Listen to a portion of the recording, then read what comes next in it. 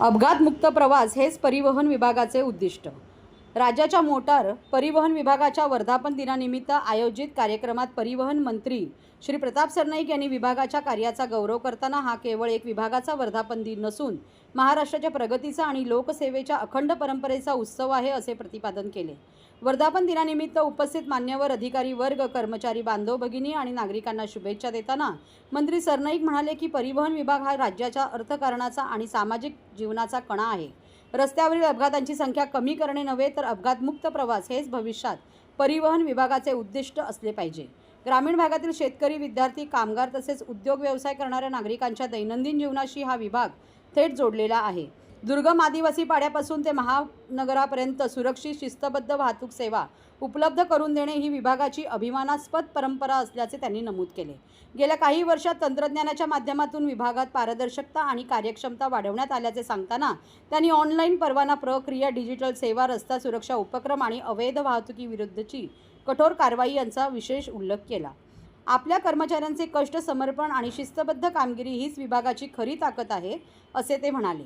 उन्हाळा, पावसाळा किंवा कोणतीही प्रतिकूल परिस्थिती असो, परिवहन विभागाचे कर्मचारी नागरिकांच्या सेवेसाठी सदैव तत्पर असतात याचा अभिमान असल्याचे मंत्री सरनाईक यांनी व्यक्त केले। आगामी काळात सुरक्षित, हरित आणि स्मार्ट परिवहन सेवा उभारणी हे शासनाचे प्रमुख ध्येय असल्याचे त्यांनी स्पष्ट केले। रस्ता सुरक्षा, जनजागृती, पर्यावरणपूरक वाहने, पारदर्शक प्रशासन आणि जनसहभाग यावर अधिक भर देऊन राज्याच्या विकासाला नवे वेग देण्याचा निर्धार त्यांनी व्यक्त केला।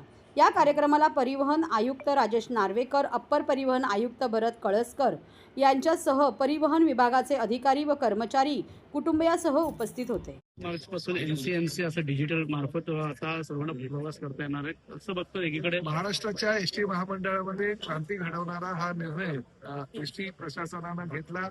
परिवहन मंत्री म्हणून मी त्याला मान्यता दिली आणि अतिशय मला आनंदाने हे गोष्ट सांगायची आहे की प्रामुख्यानं अवघ्या काही दिवसातच 1 लाखाचा टप्पा गाठला। काही समाज माध्यमांवर 1 मार्च पासून कंपल्सरी करण्याचा निर्णय एसटी महामंडळानं घेतला वगैरे अशा बातम्या प्रसारित झाल्या, परंतु त्यात काही तथ्य नाही। अतिशय चांगल्या प्रकारे हे कार्ड वितरित होत आहे, लोकांना त्याचा फायदा खूप होतोय आणि एक डिजिटल क्रांती घडवणारा हा निर्णय एसटी महामंडळाचा आहे। त्यामुळे कोणीही काही अफवांवर विश्वास न ठेवता जेवढे जास्तीत जास्त मोठ्या प्रमाणात कार्ड लवकरात लवकर खरेदी करून त्याचा वापर प्रवाशांनी करावा असं आपल्या माध्यमातून मी आवाहन। अधिकृत एजंट असणार आहे ह्याच्यामध्ये, त्यामुळे कुठेतरी सुळसुळाट नाही, असं काही होत नाहीये आणि कुठल्याही काही तक्रारी नागरिकांची किंवा प्रवाशांच्या असतील तर त्याने आमच्याकडे तक्रार करावी, त्याचं निराकरण करावं। वर्धापन दिन या संदर्भात सर्व वातावरण परिवहन सेवेला एवढी वर्ष आज झाली। आरटीओ हे इंग्रजांच्या काळातलं ते खातं होतं आणि 1940 साली स्थापन झालेलं हे सर्वात जुनं खातं आहे आणि आज त्याचा वर्धापन दिन आहे। आता बघा एवढी वर्ष झाली, म्हणजे 85 वर्षापेक्षा जास्त कालावधी उलटून सुद्धा राज्यामध्ये परिवहन खातं अतिशय चांगल्या प्रकारे चाललेलं आहे। माझ्याकडे या खात्याची जबाबदारी आमचे मुख्य नेते एकनाथ शिंदे साहेब आणि देवेंद्र फडणवीस मुख्यमंत्री यांनी दिल्यापासून अतिशय वेगळ्या प्रकारचं कार्यभार ह्या खात्याचा झाला आहे। आम्ही जास्तीत जास्त टेक्नॉलॉजीचा वापर करून सर्वसामान्य लोकांना कशा सुविधा देता येईल आणि प्रामुख्याने एकच आमचं लक्ष आहे। आम्ही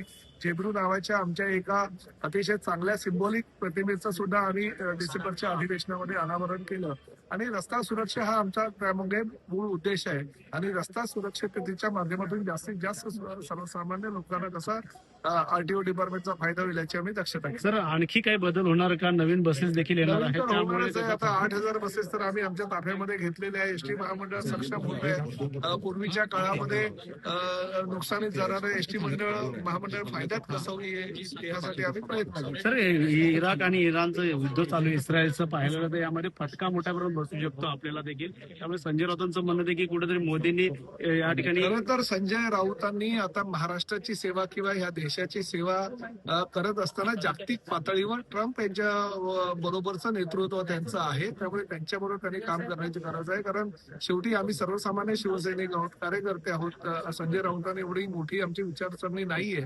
त्या जागतिक पातळीच्या युद्धाबद्दल त्यांची फार मोठ्या प्रमाणामध्ये त्यांना जाणीव आहे आणि माहिती आहे, अभ्यास आहे, तर त्यांनी जागतिक पातळीवरचं नेतृत्व आता करायला हरकत नाही। विमान अपघाताचा रिपोर्ट आलेला आहे, अहवाल योग्यरीत्या कारवाई होणार का? मुख्यमंत्री चौकशी ते बघितलेलं नाही।